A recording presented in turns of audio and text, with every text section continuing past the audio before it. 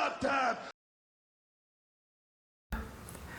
Hey guys, here are my top 5 studs of the summer of 2026 box office, and I start with The Odyssey. This epic film just highlights the complete vision and amazing creativity and so much passion you can see through Christopher Nolan and the entire all-star cast, which is absolutely perfection.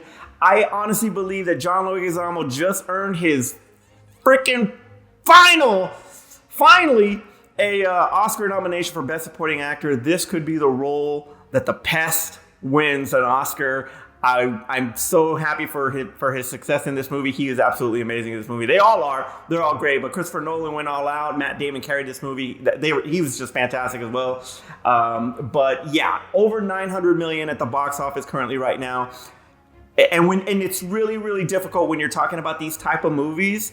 You can honestly tell that the Christopher Nolan tag, the name on it, plus that all-star cast, really what made this movie an epic and just a box office success.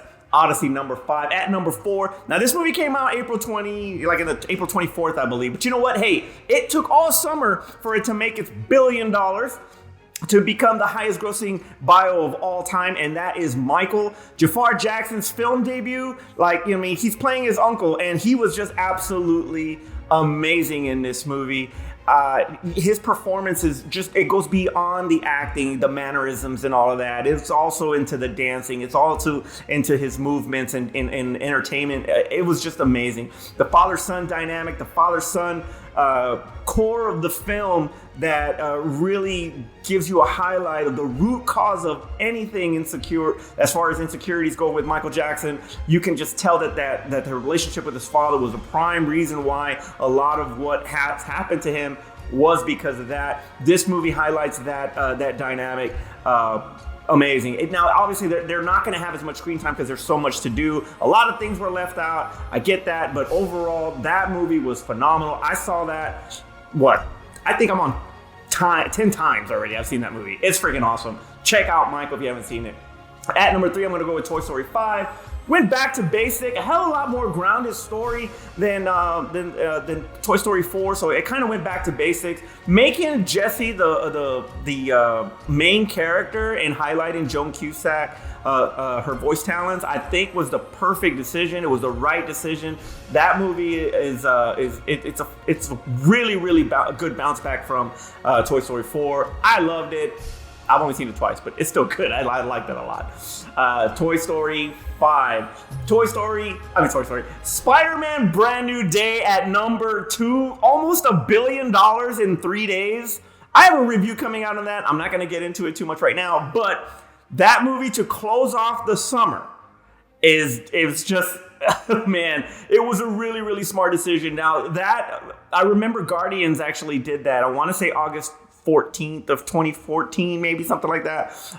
And that was out of nowhere with unknown characters, and it was a success. But Spider-Man doing what it did in 3 days, is just, it's groundbreaking. It's amazing.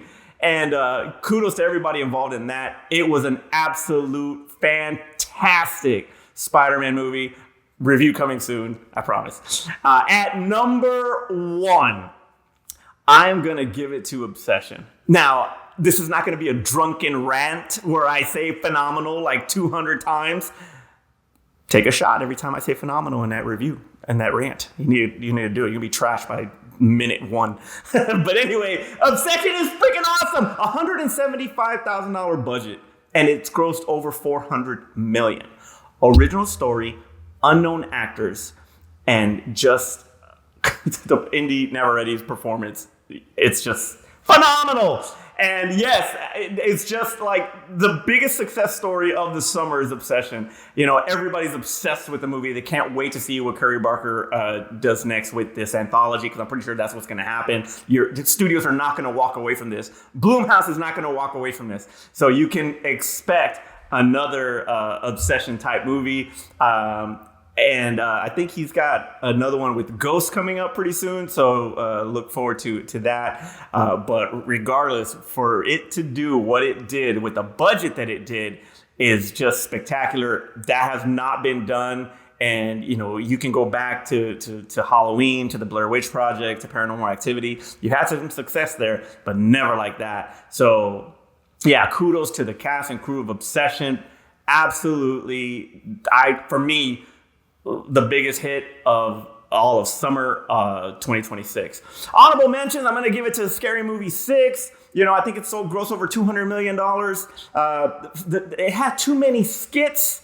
They were funny, but it had too many skits and not a continuous story. And I think that's because it was missing Keenen Ivory Wayans in this movie. His direction and his ability to tell the story is what makes Scary Movie 1 and 2 so good.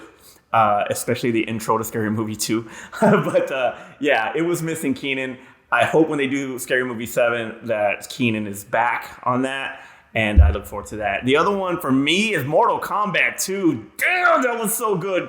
And freaking Carl Urban, he brought Johnny Cage to life. And he was just amazing as Johnny Cage. I loved every minute of that movie. I cannot wait for Mortal Kombat 3. And the fatalities in the movie, it just did not disappoint. Much better than the 2021 Mortal Kombat. So, yeah, definitely want to check that out. See you on the next one where I do the top 5 duds of 2026. Yeah, I think this guy's in there somewhere.